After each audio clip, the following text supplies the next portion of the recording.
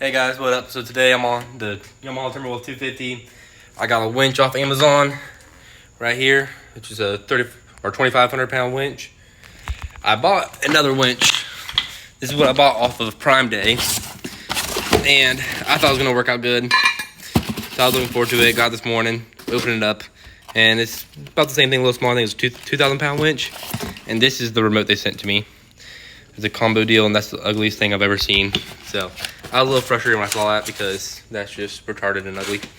So I got a new one ordered this morning, and I'm gonna put that one on instead. So that should look a lot nicer, neater. Have the wireless remote plus the wired remote control.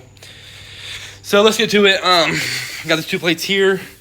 I already got some bolts out of the shed or the tool area.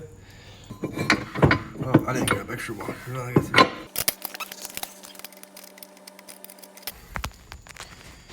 Alright, so there's it all mounted up in there.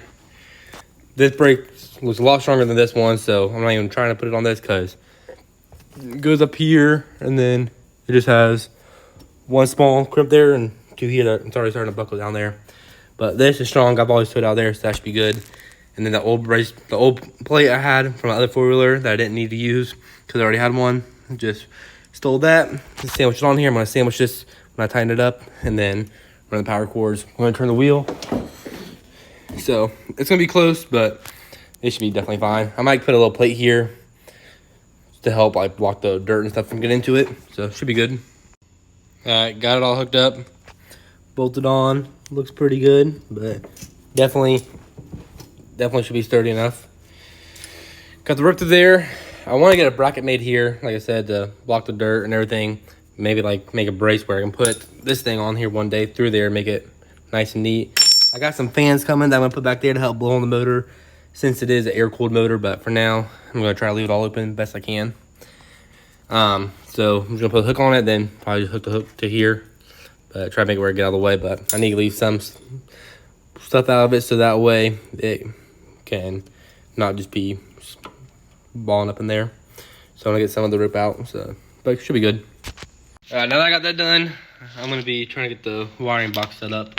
I don't know yet exactly where I want to mount it. Up here it gets really hot because of the engine. Might be stupid to mount it up there, but that might be able to reach both wires both ways.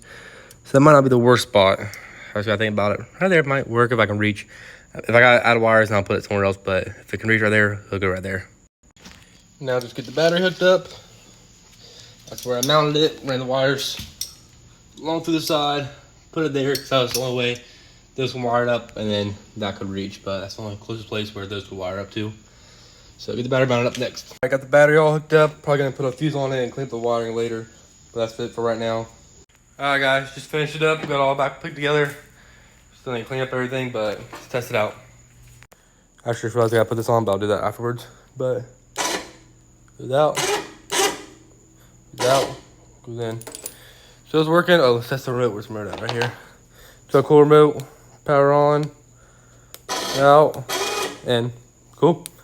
Works. Got two of them. Put that in the pocket so I don't forget it, and that's it. That's the video.